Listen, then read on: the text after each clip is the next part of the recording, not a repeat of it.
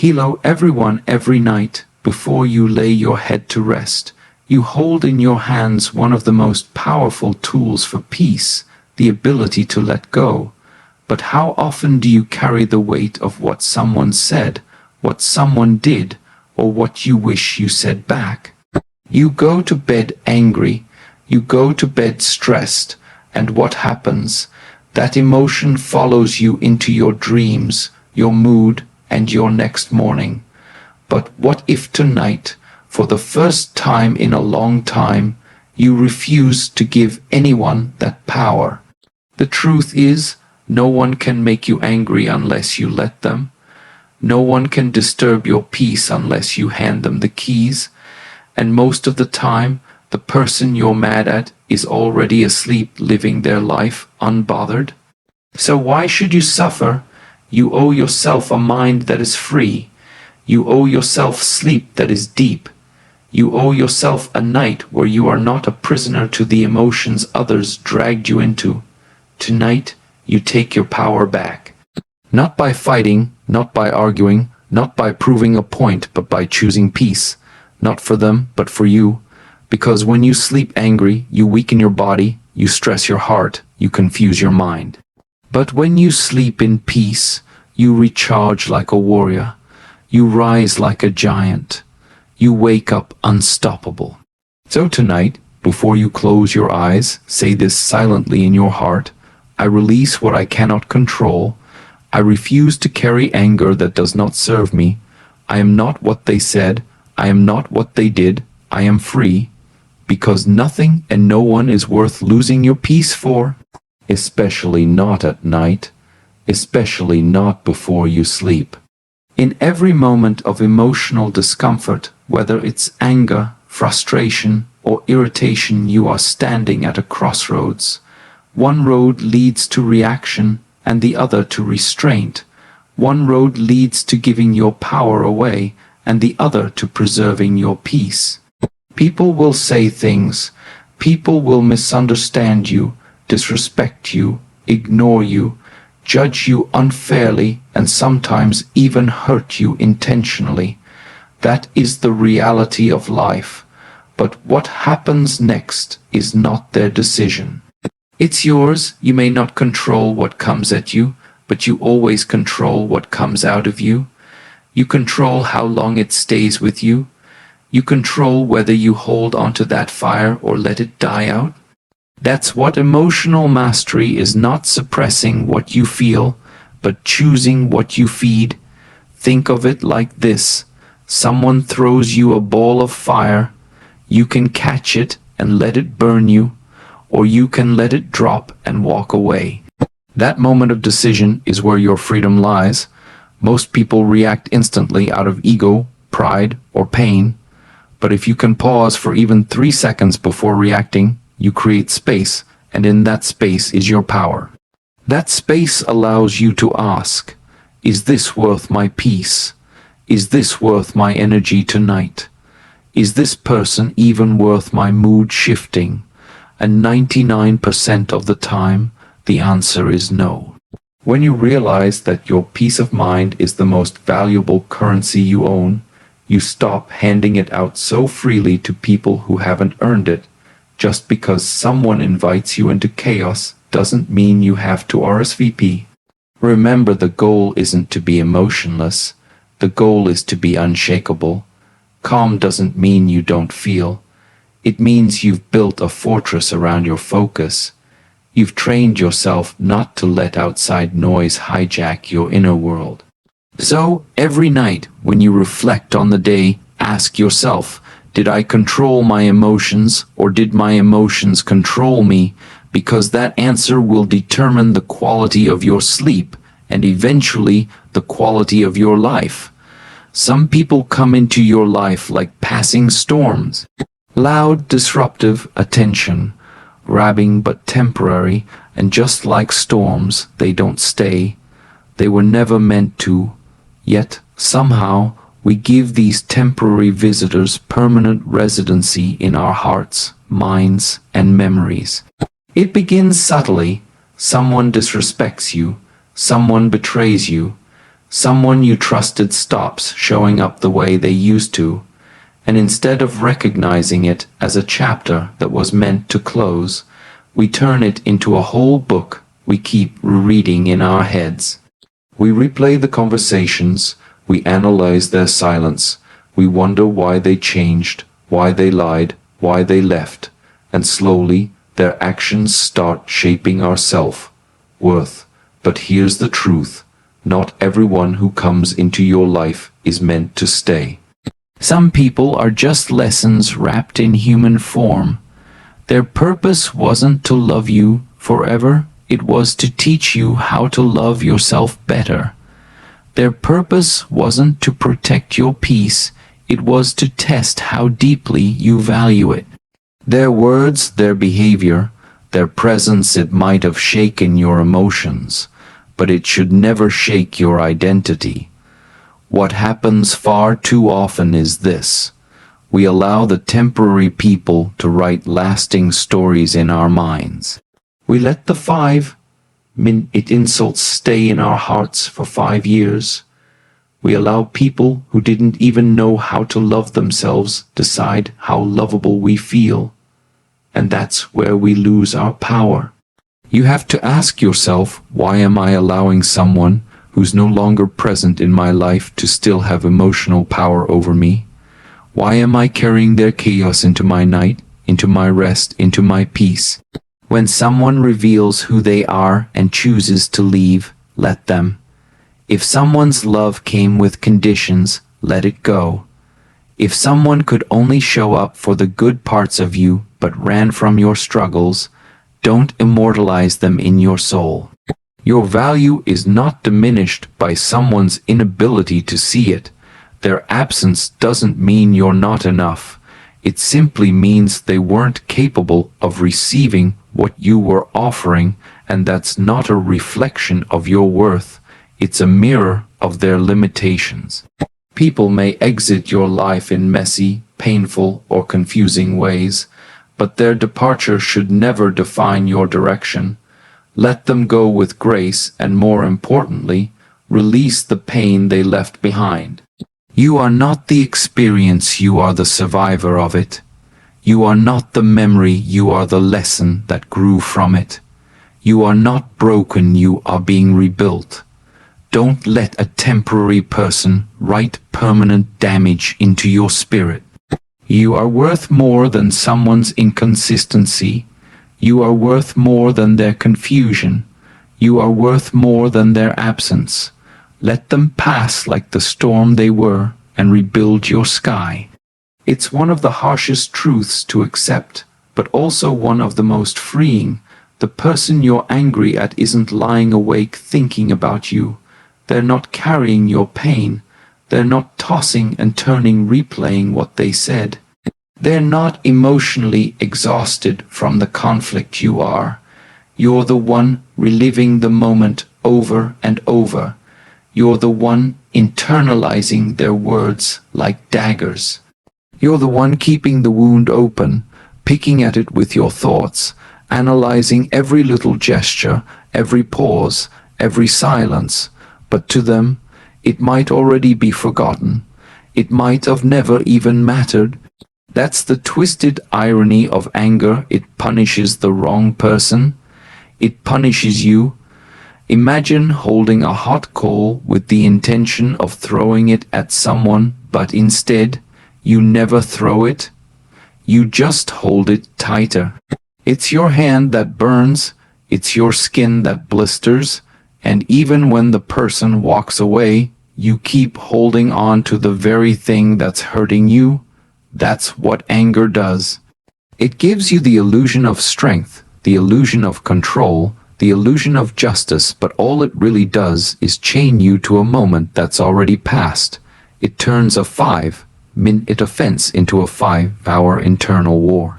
And worse, it turns your sacred nights into battlegrounds for things that no longer exist. You go to bed replaying a conversation they've already moved on from. You feel your chest tighten, your jaw clench, your heart race, and for what? They're not feeling that, you are. They're not carrying that weight. You become your own captor, reliving emotions they don't even remember causing. Sometimes the most painful part of anger isn't what they did, it's realizing they're not suffering the way you are. And that hurts. It hurts to see someone walk away carefree while you're left emotionally bruised. But that hurt is also your doorway to healing, because once you see that your suffering is self-inflicted, not in blame, but in choice, you begin to reclaim your peace. You realize you have the power to drop the coal, to break the mental replay, to stop handing over your inner calm to someone who doesn't even value it. Anger doesn't make you strong, it makes you stuck. Stuck in conversations that can't be changed. Stuck in trying to get closure from people who aren't capable of giving it. Stuck in needing validation from the very source of your pain. But here's what people rarely tell you. You don't need them to feel bad for you to feel better. You don't need them to apologize for you to release. You don't need them to regret it for you to rise above it. Because your healing is not dependent on their remorse. It's dependent on your decision to stop suffering for what they've already forgotten. Let that truth sink in. They're not suffering, you are. So the choice becomes clear. Do you continue feeding the fire that only consumes you? Or do you finally walk away from it and breathe freely again? Let it burn out. Let it go cold, not for them, but for your own soul. When we think of forgiveness, we often picture it as a gift we're giving to the other person, as if we're somehow letting them off the hook, excusing what they did, or minimizing how much it hurt. That misunderstanding is what keeps so many people locked inside their own pain, refusing to forgive because they think it means surrender. But forgiveness doesn't say, what you did was okay. It says, what you did no longer has power over me. Forgiveness is not weakness. Forgiveness is not forgetting. Forgiveness is the ultimate act of strength, because it requires you to rise above your wound, not sink into it. When you hold on to resentment, bitterness, or the desire for revenge, you are unconsciously agreeing to keep drinking the poison they handed you. Day after day, night after night, you rehearse the pain, you relive the betrayal, and in doing so, you become emotionally handcuffed to someone who may not even be thinking about you at all. But forgiveness breaks that chain. Forgiveness says, I choose me, I choose peace over pride, I choose freedom over fury. It's not about making them feel better, it's about releasing yourself from the prison their actions created in your mind. Think of it like this: when you refuse to forgive, you become both the prisoner and the guard. You lock yourself in the emotional cell and then stand outside the bars making sure you never escape. Every time you think of them, you reinforce the bars. Every time you tell the story again, you tighten the grip. And every time you hold on to the thought of revenge or regret, you trap yourself a little more. But when you forgive, the bars dissolve, the cell disappears. You step outside into a space that belongs only to you, your peace, your clarity, your healing. It's important to understand, forgiveness doesn't require an apology. It doesn't require understanding. It doesn't even require contact.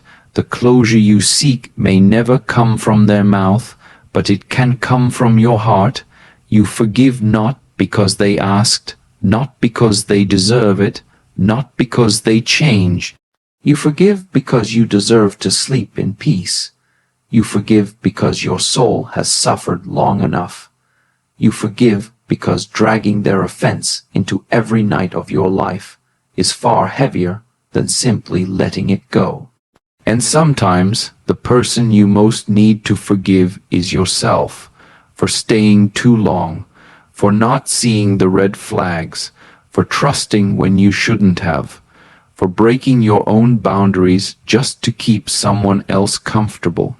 Self-forgiveness is the hidden layer beneath every wound, and until you reach it, true release will always feel just out of reach. So remember this, forgiveness is not for them. It's the medicine you take to stop the bleeding. It's the door you open to walk into peace. And it's the decision you make when you finally realize that your freedom matters more than your pride. Anger isn't just emotional, it's physical. It doesn't just live in your thoughts, it embeds itself in your body. It takes up residence in your chest, your gut, your muscles, your nervous system.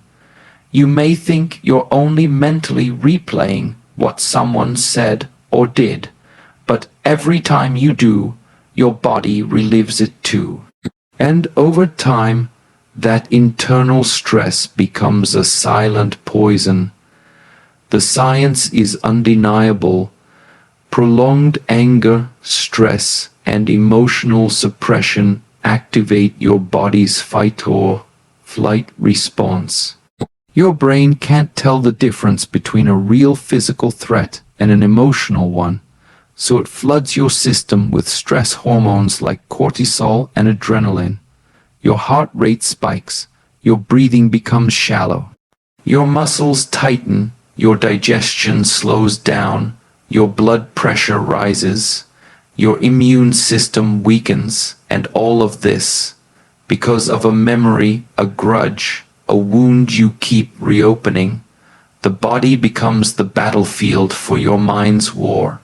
You may think you're just angry, but over time it becomes fatigue, poor sleep, anxiety, even chronic illness. How many times have you gone to bed with a racing heart because of a fight in your head that never even happened in real life? How many mornings have you woken up feeling exhausted not from physical work, but from carrying emotional burdens through the night? That's not just in your mind.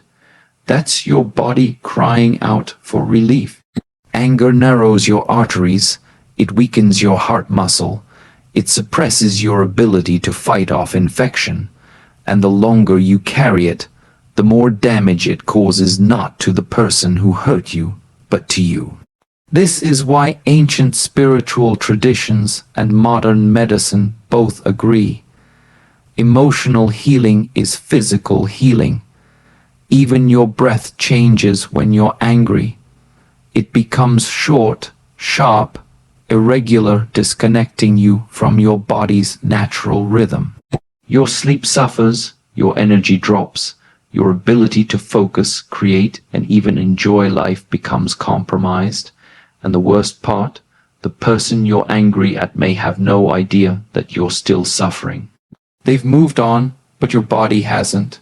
You see, the body keeps score. It remembers every night you chose rage over rest, every time you chose rumination over release, every time you said, "I'm fine," when your entire nervous system was screaming otherwise. But what if you gave your body permission to let go? What if, just for tonight, you decided that your health is more valuable than your grudge? What if you realized that the weight of anger is not only emotional armor, it's physical tension, stress, and imbalance? Peace isn't just a mental state, it's a physiological remedy. When you choose peace, your body softens, your breath deepens, your heartbeat slows, your blood flows more freely, your immune system begins to repair, your mind clears, your sleep deepens. Every moment of peace you allow yourself isn't just an emotional victory, it's a physical one. You're not just calming your mind, you're healing your body, you're telling every cell in your being, we are safe now, we are free now, and that signal may be the very medicine your body has been waiting for. There is a sacred stillness that exists at night, a kind of silence that the day can never offer. The world slows down, the noise fades, the distractions dim, and for a brief moment, it's just you, your breath, and your inner world. But too often, we contaminate that space with what happened outside of us, what was said, what was done, who disappointed us, who didn't text back, what conversation we didn't finish. We bring the day into our bed like emotional baggage. We lay our heads on the pillow, but our hearts are still in battle. Our minds are in rooms we left hours ago. Our bodies may be resting, but our souls are still wrestling with everything that went wrong. And in doing so, we violate the sanctity of our own night. Your nighttime isn't just when your body rests, it's when your mind recalibrates. It's when your spirit heals, when your subconscious resets, when your nervous system finally gets a break from the constant stimulation. But when you carry conflict, anger, disappointment, or hurt into that space, you sabotage your own restoration. Your bed is not a courtroom, it's not a battlefield, it's not a replay theater for all the painful scenes of the day. It is a temple, a sacred space meant for surrender. And yet we pollute it with what she said, what he didn't say, what they might think, how they made us feel, what we should have said. But ask yourself, why bring the chaos of the outside world into the most peaceful part of your day? Why let someone else's energy determine the quality of your sleep? Why allow a conversation that's already over to echo inside your heart like it still holds power? The world will always have noise. People will always test your patience. You will always be exposed to disappointment, misunderstanding, and miscommunication. That's life. But your nighttime is when you unplug from all of that. Not just from your devices, but from everything that drains you emotionally. Just like you don't sleep in your work clothes, you shouldn't carry your emotional burdens under your pillow. You take a shower to wash your body, take a moment to wash your mind too. Cleanse yourself of the emotional residue that clings to you from the day. Speak peace over your bed. Reclaim your night as a space of protection, not projection. Create rituals before sleep that remind your soul it's time to let go. Light a candle, journal your thoughts, breathe deeply. Stretch slowly. Whisper a prayer or affirmation. Whatever you do, do it with intention. Because that sacred space between wakefulness and sleep is where you either feed your stress or nourish your spirit. What you allow into your bed becomes part of your dreams, your subconscious programming, your morning energy, and you get to choose what that is. Your nighttime is a gift. Not everyone gets to wake up tomorrow. So don't waste it on people or problems that don't belong in the sacred stillness of your rest. Let your bed be your boundary. Let the pillow be the place where the world ends and your peace begins. Let your nighttime become your healing time, untouched by the noise of the day, unbothered by the world outside. Before you sleep, your breath becomes your bridge, the quiet pathway between chaos and calm, between everything you can't control and everything you can finally let go of. You may think the mind is the most powerful part of your body, but the truth is, your breath holds more power than you realize. It's the one thing that anchors you to the present moment. And in the face of anger, stress, or emotional weight, your breath becomes your medicine. Throughout the day, we're pulled in every direction, responding to people, reacting to situations, absorbing emotions that were never ours to carry. Without realizing it, we breathe in short, shallow spurts. And every shallow breath tells your nervous system, we are not safe, we are not at peace.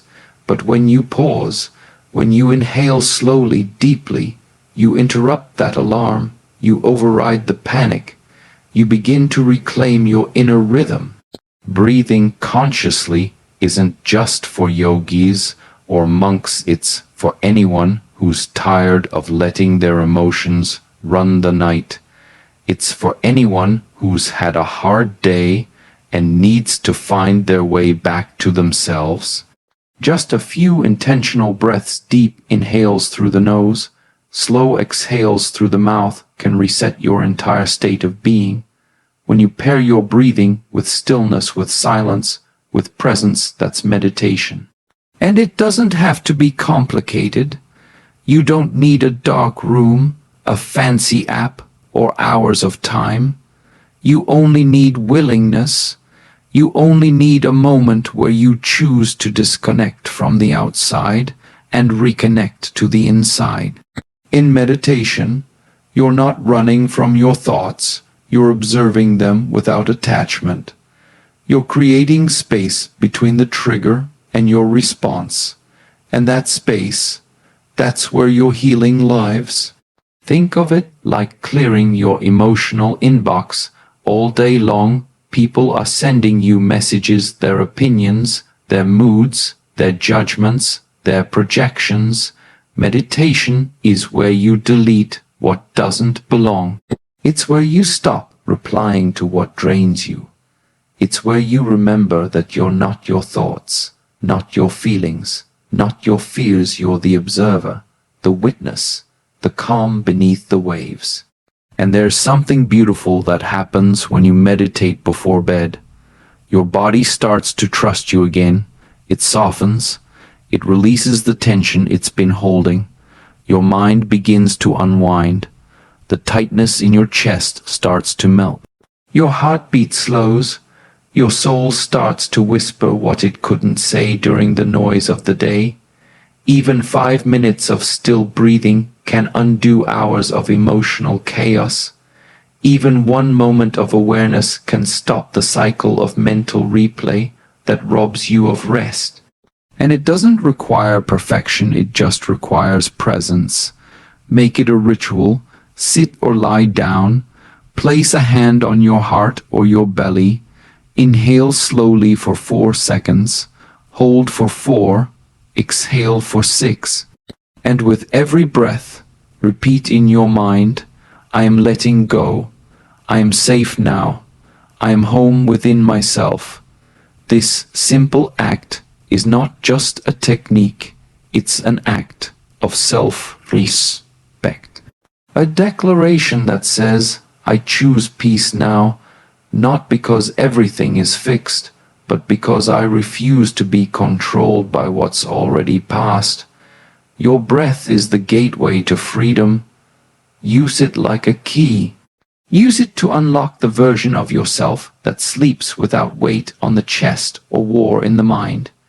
Use it to guide yourself back to the calm. You were born with the calm that was buried, not broken. Anger and gratitude cannot exist in the same breath. They are emotional opposites. One contracts your soul, the other expands it. Anger narrows your focus to what's wrong, what's missing, who hurt you, and why they did it. Gratitude opens your awareness to what's still right, what's still good, and what you've survived. And if you want to fall asleep with peace in your chest instead of poison in your heart, you must learn to shift from anger to appreciation, not for them, but for you. You see, anger is loud. It demands your attention. It screams for justice, control, or closure, but gratitude whispers.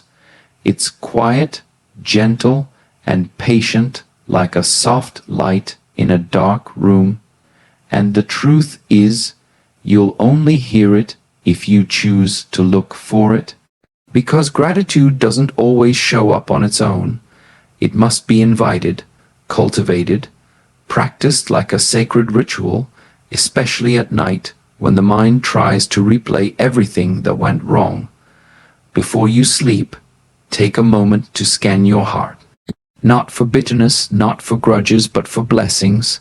What didn't fall apart today, what went right, who showed up for you in even the smallest way. What simple thing, clean water, a warm blanket, your breath, your body do you still have that many people don't? And more importantly, what painful things have you grown through that you didn't think you'd survive? Gratitude doesn't require perfection. You don't need a perfect life to be thankful, you just need awareness. And when you direct your attention to what still remains, instead of what was taken, something incredible begins to shift inside of you. You stop seeing yourself as a victim of the day, and you start recognizing yourself as a survivor of it. That shift matters because gratitude is not just an emotion, it's a rewiring of the brain. Neuroscience shows that when you practice gratitude consistently, your brain literally starts to change. It stops scanning for threats and begins scanning for good. Your stress decreases, your emotional resilience increases, and most powerfully, your perspective changes. The people who used to trigger you no longer have that power, not because they changed, but because you did. Anger keeps your eyes locked on what's broken. Gratitude gently turns your head toward what's still whole. And sometimes that gratitude is not about the day, it's about who you became because of it. Maybe today taught you patience. Maybe someone's coldness taught you how warm you really are. Maybe being ignored reminded you to listen to yourself more deeply. Gratitude isn't just for the good moments, it's for the growth, the grit, and the grace you found when things didn't go your way. So, before you drift into sleep, replace the repeating memory with a repeating miracle. Let your final thoughts not be about who disappointed you, but about how far you've come. Let your mind settle not on what went wrong, but on the fact that you made it through. One breath at a time, let gratitude rise higher than your anger. Let it become your emotional compass, not just for tonight, but for every time the world tries to pull you into bitterness again. Gratitude is the path back to peace, and it starts the moment you choose to see what's already enough. There are words you speak during the day to others, to the world, to your responsibilities, and then there are the words you whisper to yourself at night. Those final words before sleep carry more power than most people realize. They're not just thoughts, they are instructions to your subconscious. They are seeds planted in the dark, and what you speak in that silence will either grow peace or perpetuate pain. When you go to bed angry, hurt, or anxious, your mind doesn't just stop. It listens, it records, it replays. And if you don't give it new instructions, it will keep feeding you the emotions of the day, looping them through your dreams, weaving them into your sleep, storing them in your nervous system for tomorrow. But you can interrupt that pattern, you can override it. That's where the power of affirmation comes in. An affirmation is not magic. It's not pretending something is perfect when it's not. It's choosing your mental direction. It's you saying, I will not carry this heaviness into my sleep. I will not let anger be the last voice I hear tonight. I will tell myself a better story, one that brings me peace. So as your body begins to settle and your breath slows, close your eyes, place your hand on your heart, and repeat softly in your mind or aloud, I am not my anger. I am not my pain. I release what I cannot control. I forgive what I do not understand. I let go of the weight I was never meant to carry. I deserve peace. I choose peace. I become peace. These words are not just sentences. They are medicine. They are the antidote to the poison of the day.